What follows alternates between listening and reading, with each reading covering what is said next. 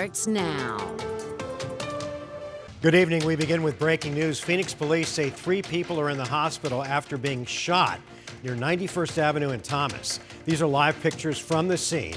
Police tell us that 2 adults and 1 teen are being treated for non-life-threatening injuries. Investigators have not released any information about a suspect, adding that they're now searching a nearby area that could be tied to the crime scene. We'll keep you updated as we learn more. We're also tracking a weather impact alert tonight. Snow is coming down in the high country and rain is on its way to the valley. Let's give you a live look right now at the Flagstaff area where flurries are just starting to come down at Arizona's Snow Bowl. Downtown Flagstaff remains dry for now, maybe a little bit of, it looks like rain could be coming down, but all of that is set to change over in just a matter of minutes.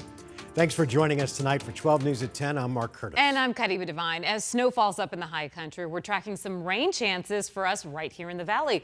Let's get straight over to meteorologist Lindsay Riley. And Lindsay, what are you tracking right now on the radar? Well, the rain has moved in. You saw the snow coming down at the Arizona Snow Bowl. The radar lit up as of 10 p.m. tonight. And you can see up in the high country that transition over to snow and some of the higher elevations and the rain inching its way closer to the valley. We will be seeing showers in the valley during the overnight. What began as just showers out in Mojave County now is spreading east through to the Prescott area, Flagstaff. You can see that snow coming down. Snow will be developing up toward the Grand Canyon as well, where we will be seeing some accumulation during the overnight. That leading edge of precipitation now is about 45 miles outside of Phoenix. So it'll arrive between about 11 and midnight tonight, and we can expect showers through the overnight. Most of the rain in the valley that's going to be falling is going to be falling while you're sleeping. We're actually going to be seeing a lot of dry time across the lower deserts tomorrow.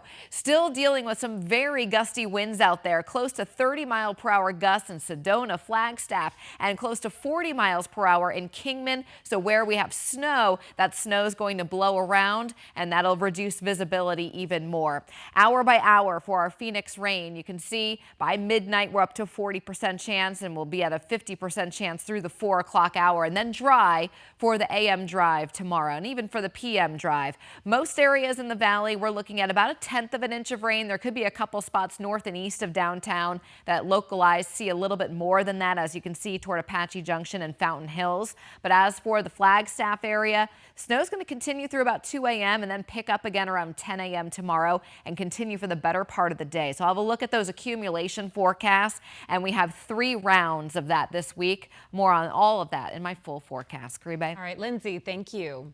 It is now day 16 in the search for Nancy Guthrie, an 84-year-old woman believed to be kidnapped from her Tucson home. Investigators haven't identified any suspects, but today the sheriff cleared all members of the Guthrie family from having any ties to the disappearance. 12 News journalist Gabriela Becerra is live outside of Nancy Guthrie's home where this investigation stands tonight. Gabby?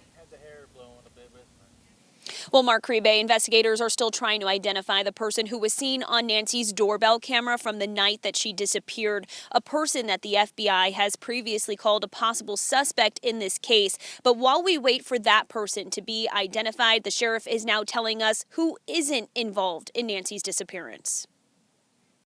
The focus on finding a suspect involved in 84-year-old Nancy Guthrie's disappearance intensifies as Pima County Sheriff Chris Nanos rules out her own family. In a statement, Nanos says in part, to be clear, the Guthrie family, to include all siblings and spouses, has been cleared as possible suspects in the case. The family has been nothing but cooperative and gracious and are victims in this case. To suggest otherwise is not only wrong, it is cruel. This comes after Nanos previously said he didn't plan to rule anyone out. I wouldn't say anybody's ruled out yet, because what if I rule you out and then later I learn something else? I asked a retired Phoenix police commander for his insight on this new development. Why would you do that?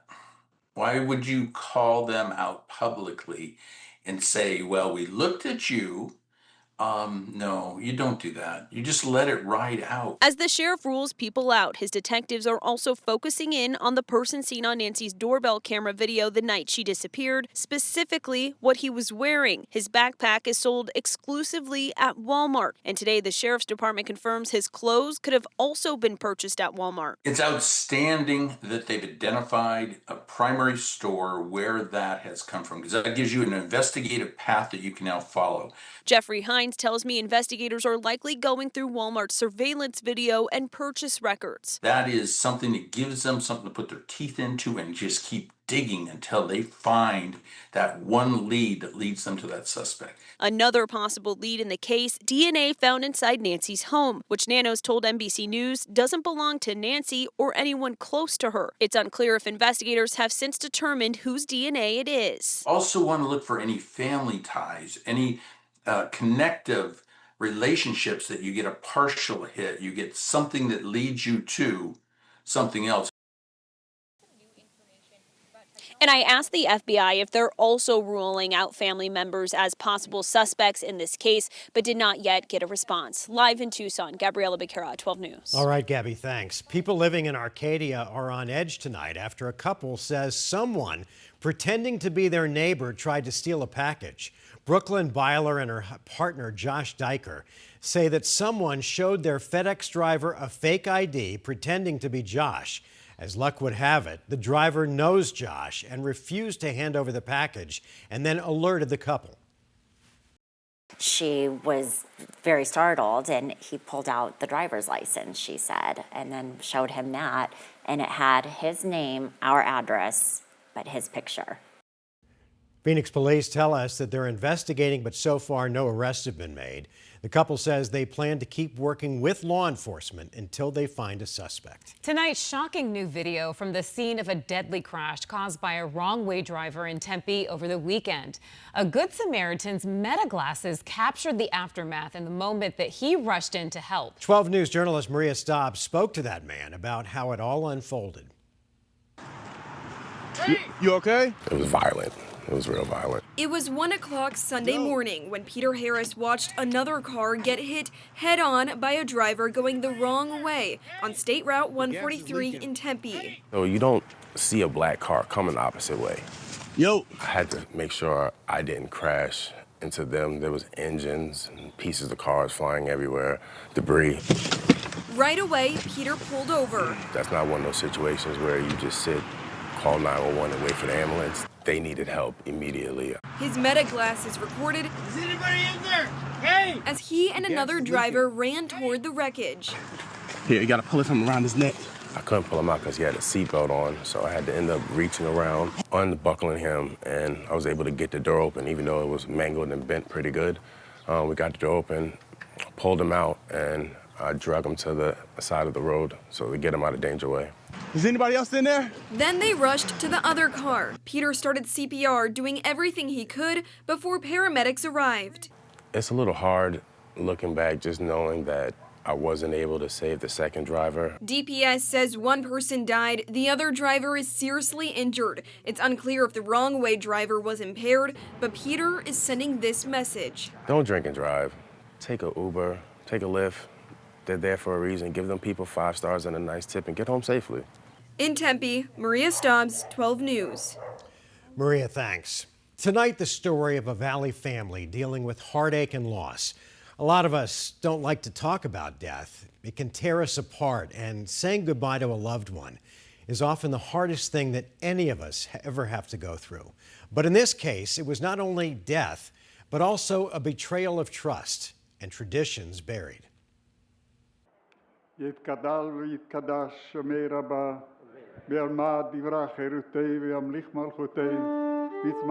say that a parent's work is never done. Most of us go through life never thinking about having to go through something like this. The unbearable, bring you to your knees kind of pain that only comes with having to bury your child. And I think they owe us an apology. For Cindy Carpenter and her husband, that pain is real and raw. 11 weeks ago, they had to bury their daughter, Chelsea, cancer taking her at just 33. It's past anger. I don't know if it's anger. I'm mad, I'm hurt, I'm heartbroken, I'm everything.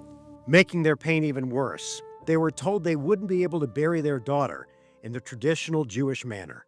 So the ritual of Jewish burial includes 3 parts. Part 1 is the lowering of the casket. Part 2 includes the covering of the casket by the people attending the funeral. Part 3 is the ultimate covering, sometimes by the staff in the cemetery and sometimes by people who volunteer to stay there to complete that part. While going through the worst 24 hours of their lives, making funeral plans for Chelsea, the Carpenters decided to purchase plots for their entire family. We bought 5 plots for both of our daughters, our one daughter's husband, our son-in-law, and then Jim and I. We spent $50,000 that day. Before they signed the contract, they were told that Paradise Memorial Gardens, which had recently been purchased by Messenger Funeral Homes, would no longer allow traditional Jewish burials. But Chelsea's funeral was scheduled for the next morning. But we chose that because it was a beautiful place for our child to rest. It was a beautiful place. So would I choose someplace else knowing what I now know? I probably would have made another choice. Rabbi Pinchas Halush of Congregation Beth Tefillah couldn't believe it. Never. And I've done hundreds of funerals. I've officiated at hundreds of funerals here in the Valley, many cemeteries. I am going tomorrow to Los Angeles to officiate a funeral, also in a large cemetery. And I've officiated again many funerals across the country too. And this has never happened to me. No proper Jewish burial in a cemetery with a special section reserved for Jewish people? The rabbi called a former congregant, a lawyer, and within hours, the cemetery relented. The weeks went by, and slowly the Carpenters began the long process of healing and acceptance. But then on January 31st, just 11 weeks later, their second daughter, Courtney, passed. How could they go on, plan another funeral, less than 3 months after they buried their first daughter? How could it be? But once again, they found themselves begging the cemetery to allow them to bury their daughter according to Jewish law. Not only did I have to deal with burying 2 children in such a short amount of time, for very different reasons, but they turned the knife. They turned the knife on me. And I think they owe us an apology. I don't know how you can make something right that didn't include a complete Jewish burial. I reached out to Paradise Memorial Gardens and received this statement. We recognize that some of our recent safety policies do not fully align with certain religious traditions. However, these policies were implemented after careful consideration and reflect our responsibility to ensure the safety of all attendees on site at Paradise Memorial Gardens. No matter how hard the Carpenters and the rabbi fought, this time there would be no lowering of the coffin. Her parents, deprived of being able to see their daughter, finally at rest after a proper Jewish burial. So we believe that every single human being has a combination of body and soul. The body and the soul work together in this lifetime to achieve the mission that they were sent to achieve in this world. When the soul leaves the body, it cannot rest fully until its counterpart is resting. And so we believe that the soul is hovering upon the grave, and only when it sees that the burial is completed, again, by lowering the casket, covering the casket fully, does the soul finally rest.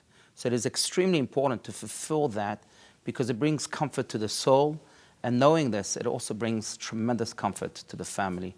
And for Cindy, who fought for her daughter Courtney for years because she had special needs, the fight isn't over. What do you think she would say to you about this fight that you're fighting? Courtney, go mom.